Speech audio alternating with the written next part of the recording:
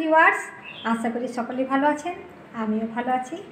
আজকে আমি আপনাদের সাথে শেয়ার করব আমার শাশুড়ি মা যেভাবে খাসির মাংস রান্না করে সেভাবেই আমি আজ রান্না করব এবং আপনাদের সাথেও শেয়ার করব।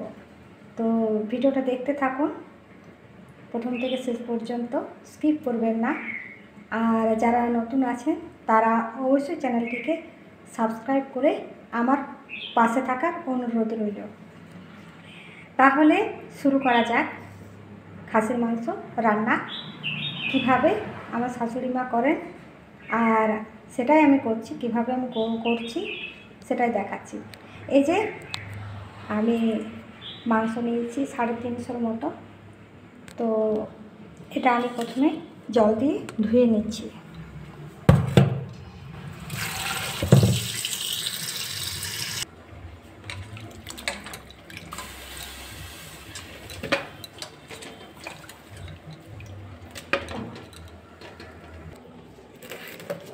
এবারে মাংসটা আমার ধোয়া হয়ে গেছে। এটা পরিমাণ মতো লবণ আর হলুদ দিয়ে দিচ্ছি, আর একটু সরষের তেল দিয়ে ভালোভাবে মেখে নিতে হবে।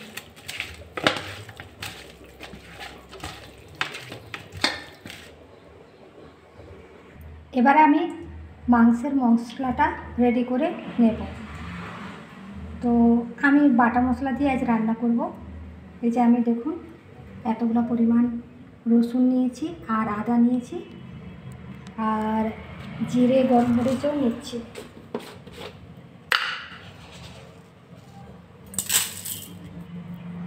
তিনটে পেঁয়াজ এগুলো কুচো করে নিচ্ছি।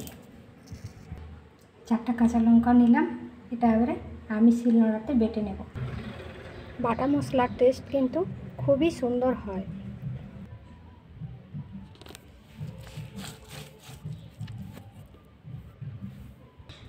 মশলাটা কিন্তু খুব মোলায়েম করে চন্দনের মতো বাটতে হবে। মশলা যত মোলায়েম হবে মাংসের টেস্ট কিন্তু তত ভালো হয়। এটা আমার শাশুড়ি মা বারবার আমাকে এটা বলেন। আমার বাটা হয়ে গেল মশলাটা। কড়াইয়ের তেল গরম হতে দিয়ে দিচ্ছি।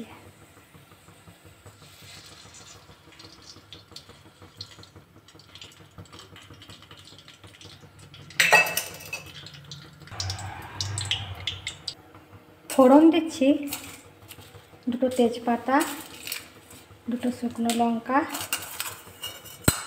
আর গরম মশলা।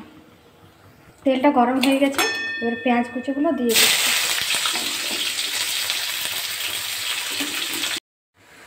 এই যে পেঁয়াজগুলো আমার লাল লাল করে ভাজা হয়ে গেছে। এবারে আমি মাংসটা দিয়ে দিচ্ছি।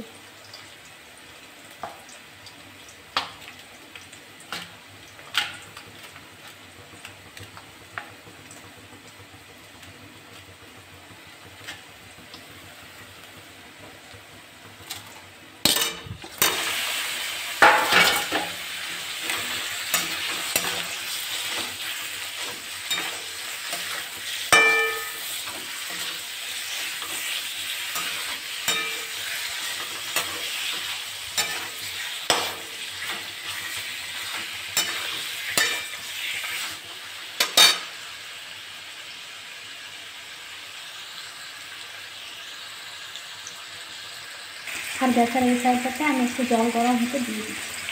গরম জল দিলে কিন্তু মাংসটা তাড়াতাড়ি সেদ্ধ হয় আর খেতেও টেস্ট বেশি হয়।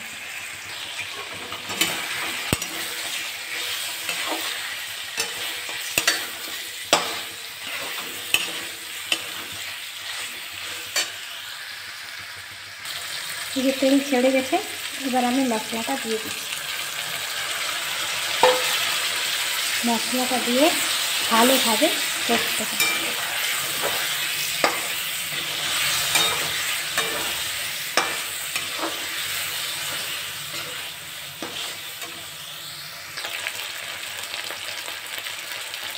এটা একটু লাল লঙ্কা করে দিয়ে দিচ্ছি।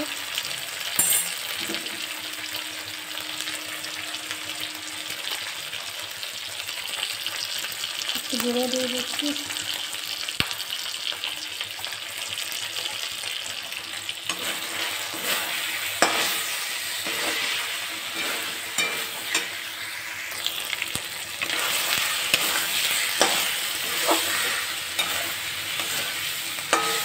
বেরিয়ে গেছে।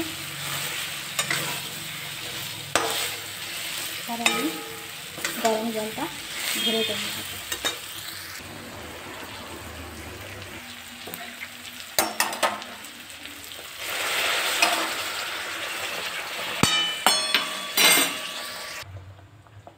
এবারে মাংসটা সেদ্ধ হতে দিয়ে দিচ্ছি।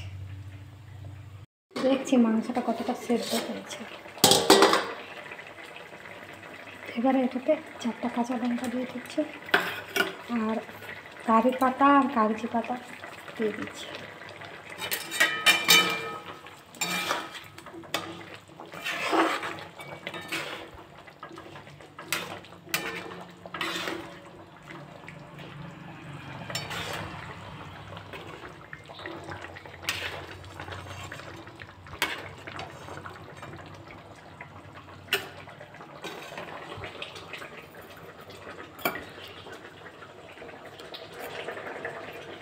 হ্যাঁ, সেদ্ধ হয়ে গেছে। আমি গ্যাসটা বন্ধ করে দিচ্ছি। দেখুন কালারটা কেমন হয়েছে।